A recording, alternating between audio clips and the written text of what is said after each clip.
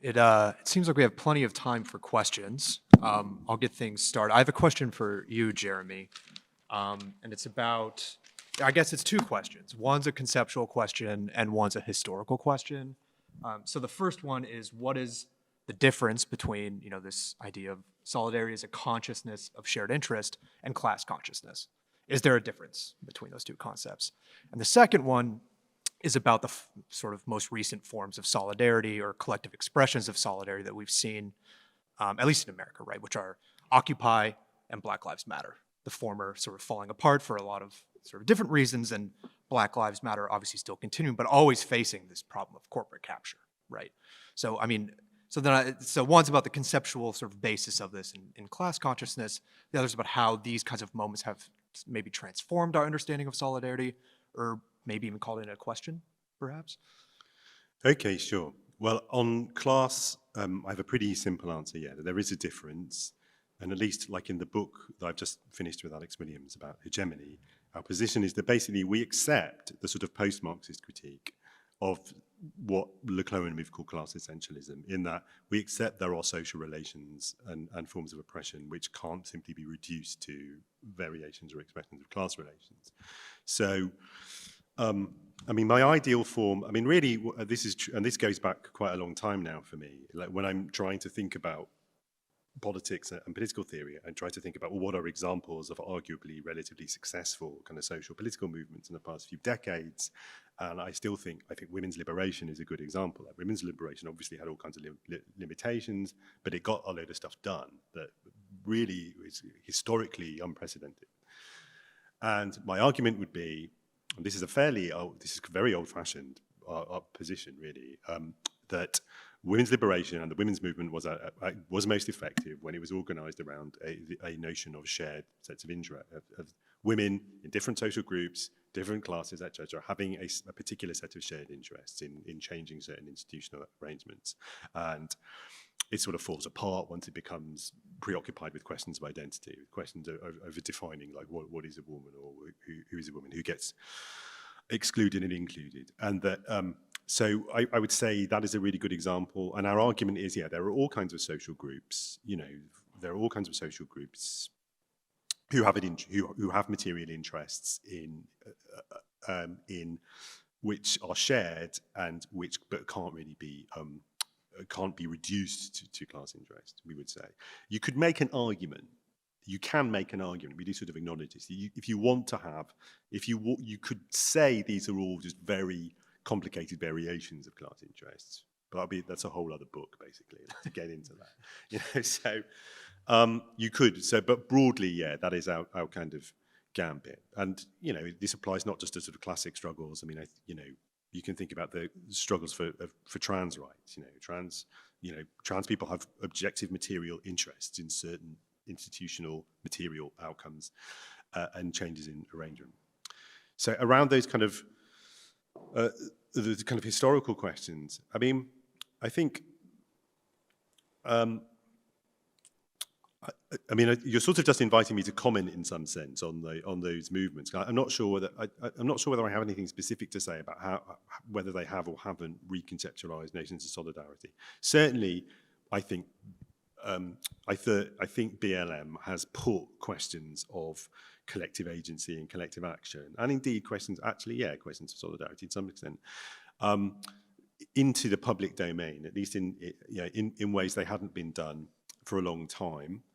I think BLM has this is not really germane to what I was talking about today or what you're asking me, but this is what we say in the Hegemony book, is that BLM is specifically important because basically, African-American people occupy a specific structural position in global capitalism, actually, and in global kind of, in the kind of collective experience, global experience of capitalist modernity. And essentially, when they're not mobilized, when they're not radicalized, it's very difficult for all kinds of other things to happen. And so the kind of mobilization, the re-radicalization of that set of collective interest has a very important consequences, potentially. And of course, they do also, BLM, of course, does raise interesting questions around the nature of solidarity. Occupy,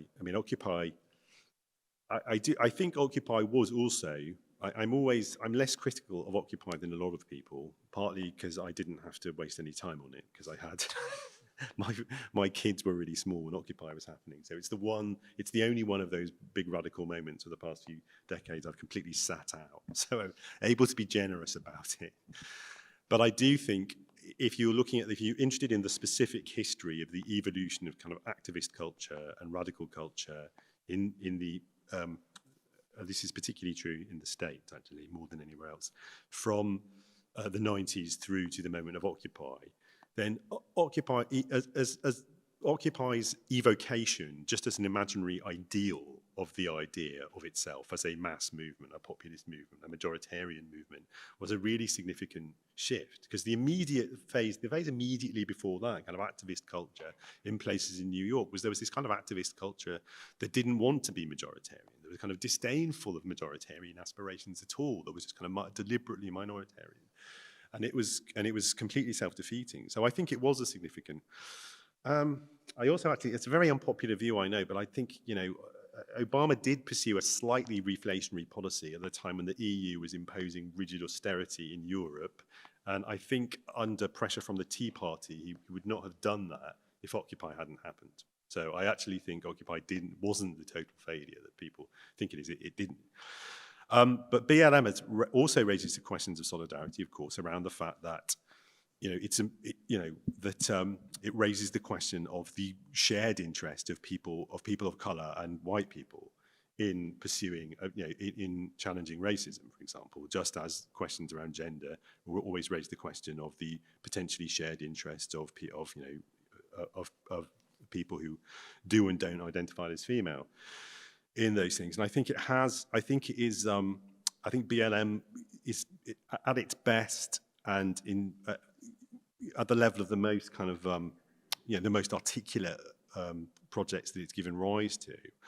I think it has played a really important role in reviving a certain kind of liberationist politics, which, like as Richard was evoking yesterday, it goes back to that high moment of the late 60s and early 70s, when it's very, very clear that the liberation movements that came out of that moment all conceived themselves as having a kind of universalistic aspiration. They all saw themselves as solidaristic movements of which were going to tackle particular forms of oppression, but were going to do so in the name of some very expansive notion of solidarity and democracy.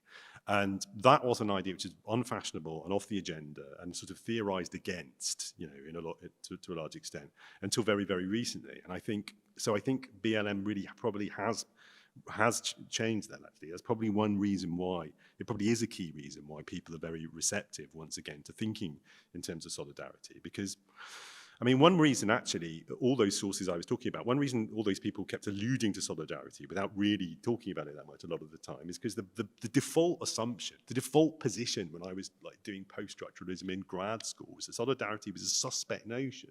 Like any form of collectivity was a suspect notion. And I think BLM has done more than anything else, actually, at least in the English-speaking world, to negate the idea that solidarity is a suspect notion. Yeah, fair enough. Any other questions? There was one turn of phrase, Jason, that you used that I would like to try to use to form a question for both of you. And so this idea of the capitalist labor work model being defined as the zenith of our capacities and the nadir of our limitations, right, simultaneously. This seems like, from what, if I'm understanding your position correctly, is not just a static binary. It's one in which it's an impossible arrangement, right, in which the capitalism is always going to drive towards the zenith at the expense of our human limitations, which seems part of the definition of what Catherine would define as our regime of inhumanities. I think. I would have to ask.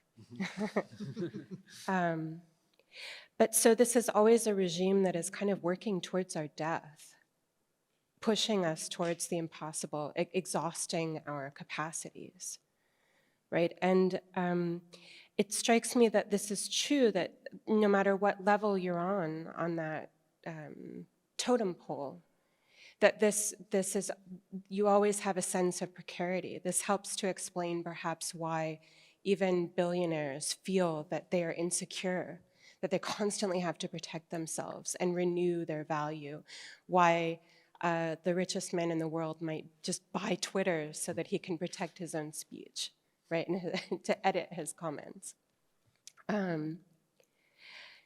It would also explain why anything outside of that work system is valueless, such as maternity, and why it might help to define it as work in order to achieve value. Because it seems like we buy into the illusion, including perhaps here, of our professional work as being constitutive of our value as humans. So I just wonder, is that an accurate assessment of the relationship of those two sides of that binary? That there is a dynamic relationship between them. That it's more of a function than just two sides. And then. For Jeremy, I was struck by your opening anecdote of going to goldsmiths and asking yourself why. What had they done for you? Nothing. And yet you went because ... of solidarity.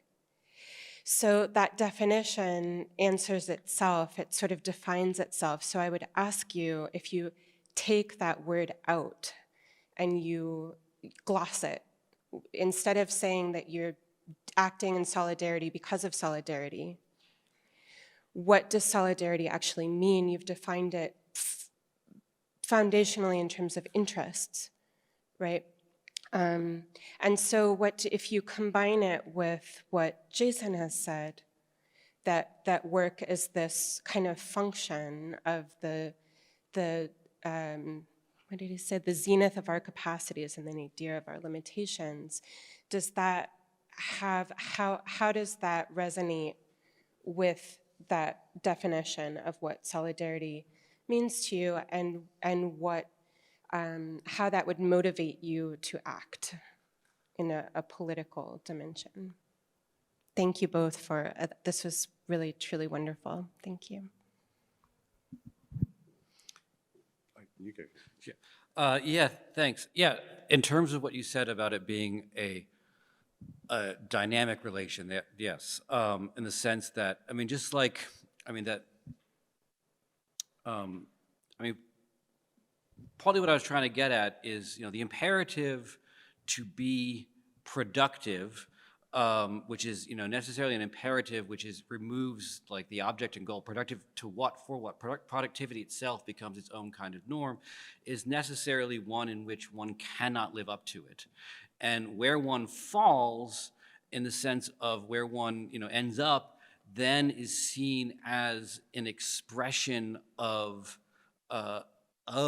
in some sense, their own limitations. I mean, I think in this point, I'm very influenced by Andre Tossell, who makes this argument that basically capitalism, or the sort of return of, or the persistence of racial and other forms of hierarchy in capitalism are not an exception to it, but stem from the fact that the more capitalism tries to express itself in terms of a natural productivity of humanity as such, as being part of what we are, the more anyone's failure to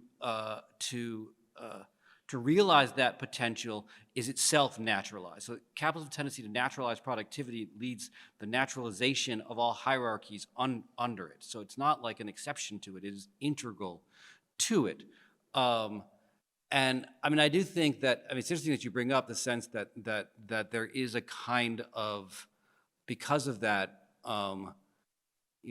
because of the fact that no one can be generically productive at all times in all ways, there is kind of a structuring anxiety that no one feels quite secure and quite safe, is an interesting, corollary of that I hadn't thought that much about, but it is an interesting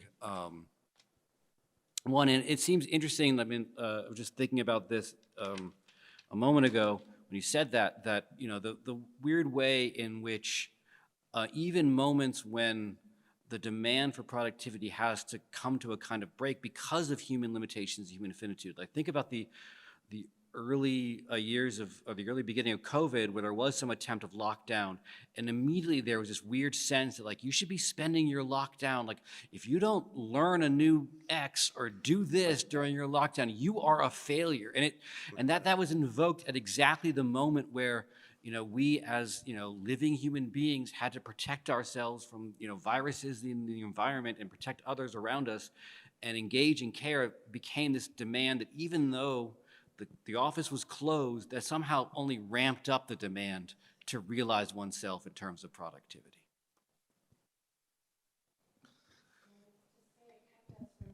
Being in solidarity with one another at a time when those issues of differences came hugely to the fore, right? And so that was a compete that kept us away from that public activism together. Yeah, that's right. I still have all that stuff I was going to do at the start of the pandemic. I still want to do it at some point. I still want to do the big online course on Spinozist Marxism that we were going to do. I don't know when. I'll try. I don't know if this is answering the question really, but on the question of, you know, what motivates. Well, I mean, my conception of the way of interests and what motivates their expression and what it means to collectively enter into some attempt to express them, which is what I think the experience of solidarity is. It is basically Spinozist in character. It's basically Spinoza, which is that, you know, it's based on an idea that what really motivates human action, or more than human action, what really motivates behavior is a pretty much innate, you know, joy in the maximization of capacities, in the genuine maximization of capacities. I mean, that's what's meant by joy in a certain Spinozist register. It's just the maximization of bodies' capacity to act, which is also involved, also means maximizing their relational capacity, their capacity to relate to each other. And I think that what's going on in that dynamic that you're talking about, in both the sort of potentiation and the frustration of potency, which capitalism involves, especially in the experience of work, is, you know, I think has to be understood according to the same logic to a certain extent. That, I mean, this is something I always end up saying in these talks. Maybe it's the only thing I ever have to say about capitalism, is that it, you know, capitalism both does potentiate, like it does. It's not an illusion. Like, you really can get a lot done with, like, Zoom and computers and stuff. Like, you really can. It's kind of amazing. But also, capitalism wants to make sure the only thing that we get done is our job. This is partly I was going to ask you about, actually, because this came out of a conversation I was having with friends a few weeks ago. The distinction, the possible distinction between work and a job. Mm-hmm. And the idea that work might be good. You know, work might be, there's that Lou Reed and John Cale song about Andy Warhol. Work, everything is work, and it's like a celebration of the idea of work. Everything is your work, you know, your art is your work, your life is your work. And work in that sense is good. It's an expression of productive capacity, it's a creative capacity. And what's really crappy about capitalism, as you're describing it, isn't work, it's jobs. It's the fact that work makes your job the only way you can work, the only way you can do any work. And that it is inherently frustrating, which is sort of why I sort of think there's something in the observation that, you know, the basic way in which alienation is experienced, like for most people, most of the time under capitalism, is frustration. Like, that's the affect. It's frustration. Mm-hmm. It's the gap between, and that's kind of what we're talking about. You're talking about frustration. It's frustration. It's thinking I should be doing this. I should be doing this. And I suppose my point is that rather than simply saying we shouldn't be thinking I could be doing this, it's true. It's true you could be doing this. Like, that really is true. It's also true they're not going to let you.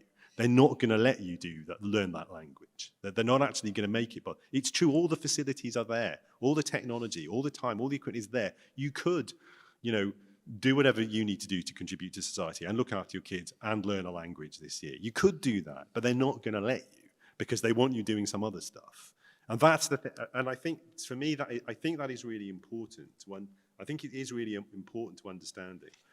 And I guess what that has to do with solidarity is, again, for me, one of the implications of the way I'm trying to formulate solidarity is to get away from this kind of moralistic register, according to which sacrifice, and this is what comes back to the anecdote on the train.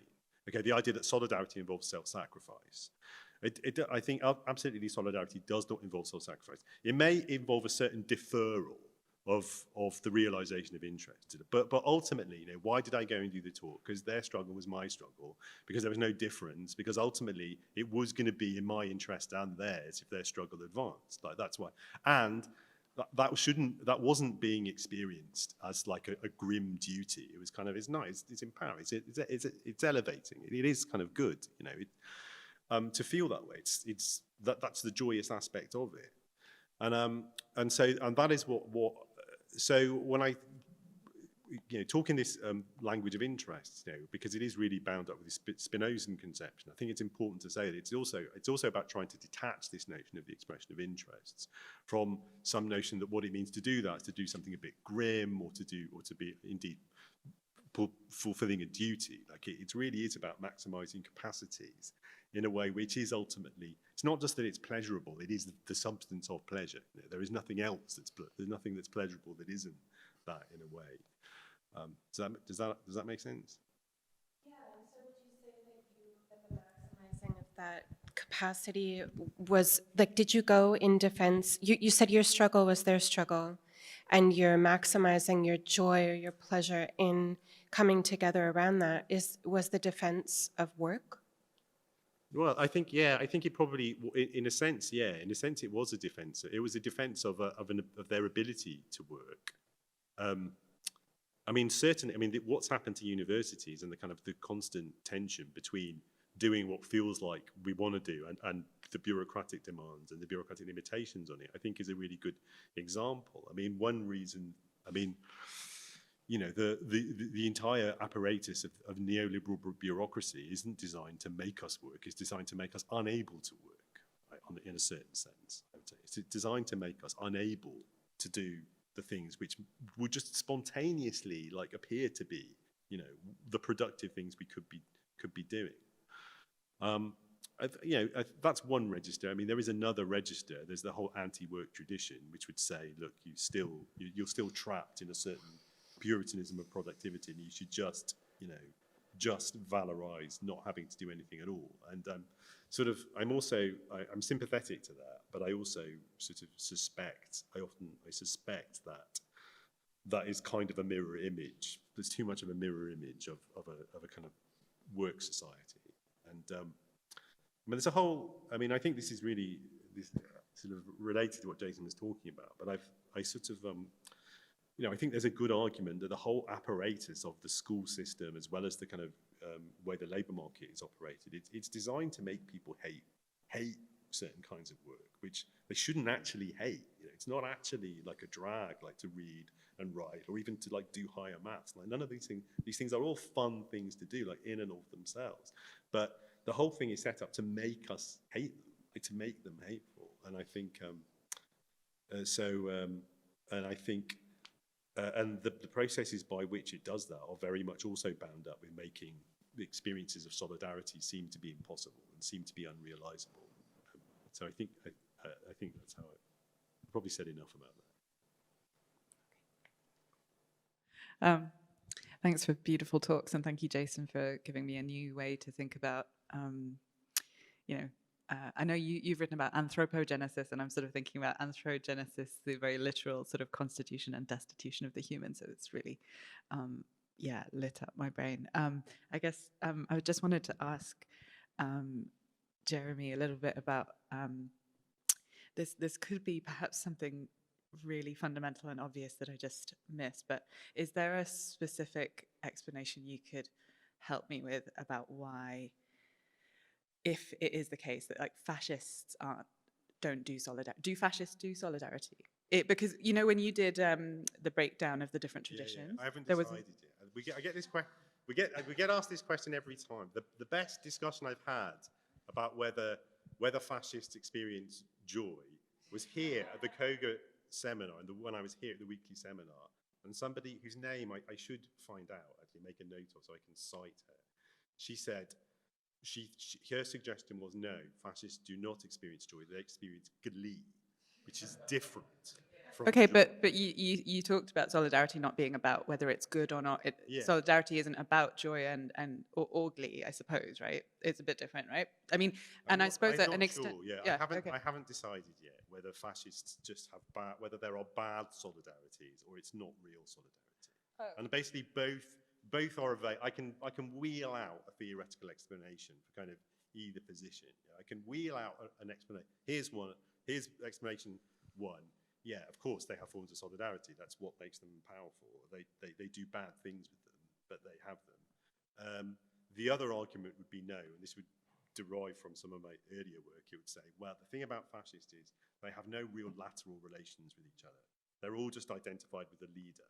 You know, that's the fascist model of collectivity. They don't really have, and therefore the bonds that they have are not actually bonds of solidarity. They don't really experience of comradeship I think it's really important because I also have been trying to get my head around comradeship against kinship. You know, this moment you quoted of Donna Haraway's is, you'll be unsurprised to learn, like a really favorite thing of mine to bring up, the moment where she said, I'm sick to death of, you know, bonding through kinship and the family, and I long for models of solidarity rooted in friendship, work, partially shared purposes, intractable collective pain, inescapable mortality.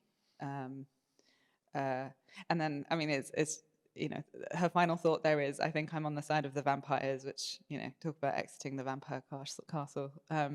But she clearly has completely changed her position on that because her demand is for kin making. So I suppose, do you kind of agree with my sense that comradeship and kinship are at odds? Because it relates to the fascists doing solidarity question, because if for instance, white nationalists you know, are doing solidarity, I think that gives us clues logically as to whether you can have solidarity within a private nuclear household, a family. You know, do kin do solidarity? I think no. Anyway, yeah. Oh yeah, I'd have to think it through. I don't really know. There is also, there's one tradition of thinking about that, which I don't know whether I agree with it, but that would say that, well, you know, the fascist model of collectivity is strictly patriarchal. It's strictly about kind of loyalty and deference to the father, and or the symbolic father. And there's something different going on with the idea of with the sort of something that's imagined as sort of sibling relationships.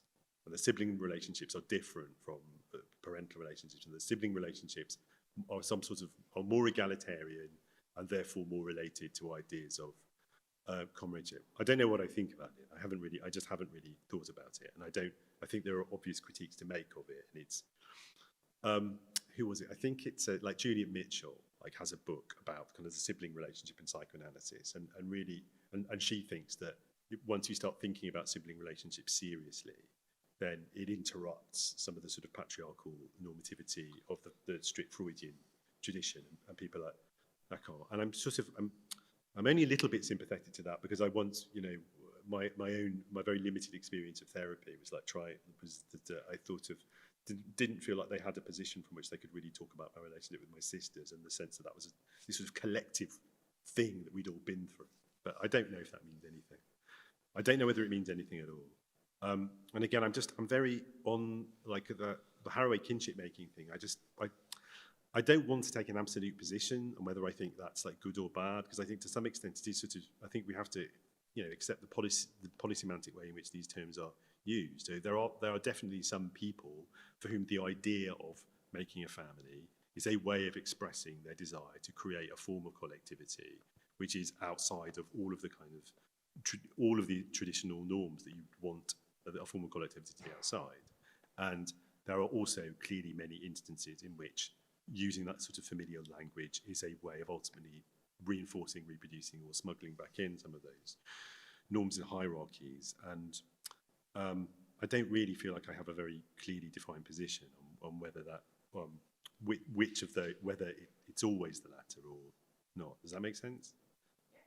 So I'm copying out the question really, and I think it is, you know, I think it is,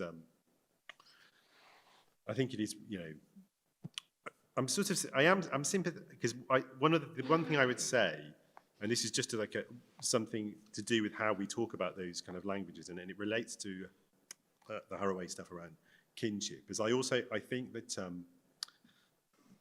I sometimes get frustrated, but the term I don't hear people using in all of those contexts, and it seems really mundane, is the term is household. I think there's one of the things that's gone from the kind of utopianism of the 70s into the 80s is the ability to have sort of political discussions over what kind of households you can create, and I think I think it'll be really good to be able to talk about that and to talk about whether because everybody is going to live in some kind of a household, whether it's just a flat in their own, or whether it's going to be in a commune, whether it's on an estate. Like somebody is going to live in a building with a bunch of other people, or just on their own. And I think detaching that from discussions of kind of family making, like conceptually, I think it's potentially useful. I think maybe you have time for one more question. Sorry, the left side of the room is dominating.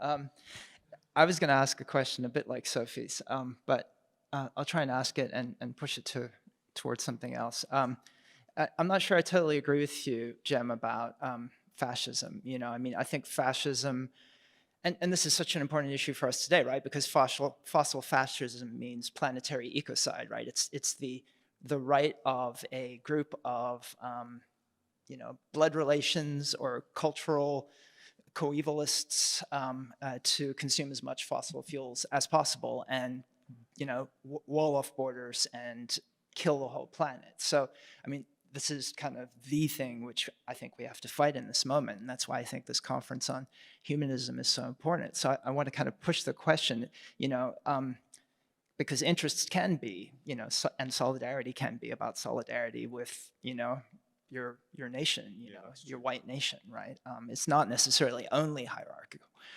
So what's the alternative? Can we think about species being, right? And I'm thinking specifically about Paul Mason's argument in, what is it, Clear, Bright Future, where he basically tries to defend very unfashionably the idea of the distinctiveness of the human species as, you know, some kind of universal value to hold on to.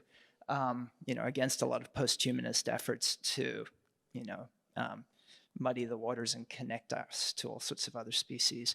But then also to make an argument precisely around the kinds of solidarities that you were describing, Jason, right? You know, so species being, but then also the kinds of collectivities that come out of the capitalist work relation, essentially. Those are the two moves he makes. So I wonder what you all think of the possibilities that he sort of puts on the table, how useful they are, and, you know, mainly I just want to push you on this idea of humanism and the human as something that seems important to recuperate in the face of fascism and planetary ecocide.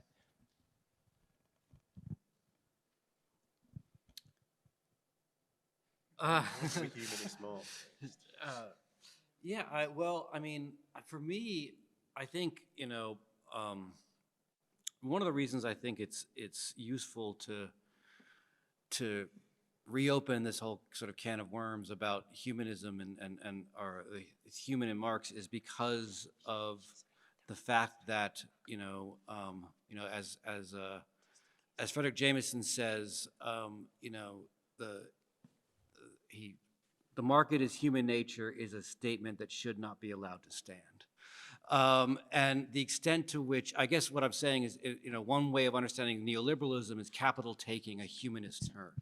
In other words, understanding itself and expressing itself and actualizing itself, not in terms of institutional structures, but in terms of who we are. And of course, you know, the very interesting thing about how neoliberalism works is, you know, as Thomas Lemke says, it is constantly creating a set of actions that it then turns around and labels as natural, right? That like when you create conditions of, you know, everyone here has to compete for the one job that's going to emerge. You create, you break down solidarities, you break down people's ability to even share and work with each other, and then you, after instituting that, you say, well, see, look at the way human beings are. And so you're constantly sort of creating and naturalizing at the same time. So I think that for that reason, I'm very drawn to thinking about, not so much as an assertion, but thinking about the fact that, I really like this idea that like, to be human, and it's not uniquely human. I mean, other living things have both a side that can be understood as oriented towards a certain sets of possibilities and a side that's oriented towards a certain actualization of those possibilities. We just have it in a very particular, I mean, I'm sort of Spinozist about it. We just have it kind of like more so, and capacities to connect with more things. But thinking of that sort of assertion of the human as a constant problem, in the sense that we are always wrestling with both what we're capable of and what we're limited to. And I think that on that reading, I think capitalism has to be understood as a particularly pernicious version of both those things. Because on the level of what we're capable of, on the one hand, it says be productive, but it also says that you have to be productive, not be productive in the sense that like you should just situate yourself in a larger sort of flow of productivity that you're just a part. Like when Jeremy mentioned like the way in which like, things like Zoom and computers increase our capacity to produce, but the difficulty is that we're given all these tools, we're not given, but we're situated with respect to all these tools, and yet at the same time, we have to figure out a way that we can sort of like internalize them and actualize our relationship to them in a way that's supposed to be individuated, right? You're supposed to kind of find yourself within this, you're supposed to sort of be an individual manifestation of this generic impulse for productivity. You can't just go into the store and say, I see you got self-checkout lines, you got a lot of technology here. Isn't technology the true general intellect productive force? You don't need my labor. I'll just be taking a couple things and let the general intellect pay the bill. You can't do that. You are impelled to both sort of be a part of this thing, but be a part of it that you can claim your possessive claim, so that there's both an alienation from that in terms of that general productivity, and there's also the alienation in the sense that a reduction to as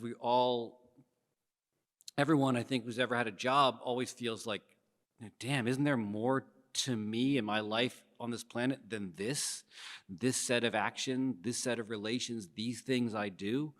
So it's both, the perniciousness is both the capitalist demand that we become part of the generic productive capacity, and that we also find our place and accept our place as just a specific manifestation of that. That's what I see as the relationship between sort of like capitalism takes both sides of human nature, potential and actuality, and turns them both into alienation rather than possibilities for solidarity and possibilities for connecting with both, in terms we connect with people as finite, hey, I need some help, and we connect with other people in terms of our capacities. Hey, I can do this, and capital alienates us from our abilities to make both those kinds of dimensions of sort of finitude solidarity and infinite solidarity, I guess. Yeah, I agree. Well, I mean, on the question, there's a few things. I suppose firstly I'll talk about fascists and interest. Yeah, it's certainly true that fascists can act in solidarity with each other to a certain extent, and they certainly act in the pursuit of certain interests. And in the hegemony book, our big shtick really is to say that, there are different, all entities have multiple sets of interests which are capable of realization at different horizons of realizability. We is the phrase we use. So you can think about what Jodie calls, and I can't remember where she gets it from, but This is the whole book. It has the title, The Communist Horizon. Communist Horizon is one horizon of realizability. That's the maximal horizon, which everybody's interests get expressed to their fullest possible extent. Because there are other horizons. There's a social democratic horizon, which a lot of people's interests get maximized to a certain extent. But there's a conservative horizon, which all that happens is existing interests get defended, basically, from any kind of possible reduction. And the whole task of politics and the sort of consciousness raising then is to assemble coalitions which are operating at that highest, achievable horizon of realizability in terms of the interests that they're trying to realize. So that is how we deal with that question of sort of fascist. On sort of Paul and sort of anti-humanism, I mean, okay, well, I think that Paul in that book is doing, I mean, there are very specific kind of localized reasons why there's a few people, all men, sort of men, mostly Paul's age, involved in the British left, who got it into their head that there was this thing called anti-humanism, and it was responsible for lots of bad things. And I just think they completely missed the point of the entire history they were trying to comment on. They were really talking about a bunch of ideas that came out of a certain 1960s Parisian critique of certain features of French public rhetoric. I mean, it's Roland Barthes pointing out that the humanism on the cover of Paris Match is legitimating French imperialism. That was anti-humanism. That's what it meant. It was never against humans. Okay, that would be stupid. And, it was against a certain iteration of liberal humanism, which was clearly a kind of cover for imperialism. So anti-humanism like that never really existed. A certain kind of anti-humanism, which really was sort of rhetorically anti-human, then did end up existing in the kind of the Nick Land blogoverse sort of about 10 years ago, but that was just, again, it was just a bunch of kind of unemployable grad students, like talking to each other on blogs. And then it served the interests, to be honest, of some people like Paul to pretend or they thought, or to act like they thought this was like really serious and was like a really serious threat to something. And frankly, mostly it just had to do with internal jealousies, intra-cohort jealousies in the sort of intellectual left in Britain. They were annoyed that I just think it was just, so I think it's just a sort of straw man in that sense. And I think therefore also, to some extent, I think the question of whether the human needs to be recovered. I mean, I also think that certainly there are contexts. I think that there are close colleagues of mine who into post-humanism still, and they're anti-human, and they're very critical of any notion of the human for exactly the reasons we're all familiar with. But I tend to really, what I think is those positions also tend to be fairly oblivious to the specificity of the way in which terms get used in particular context. And ultimately, I just think that for me, the answer to the question, are you humanist or anti-humanist, is simply a strategic question. It depends who I'm talking to, in what context, and what the rhetorical effect of those appeals is likely to be. I think appeals to the human is going to remain a kind of philosophical normative resource which is indispensable in some contexts and damaging and useless in others. So that's what I really think about that, to be honest. And so that solves that one. All right, I think that's a good place to end. So let's conclude things and give another round of applause for the panel.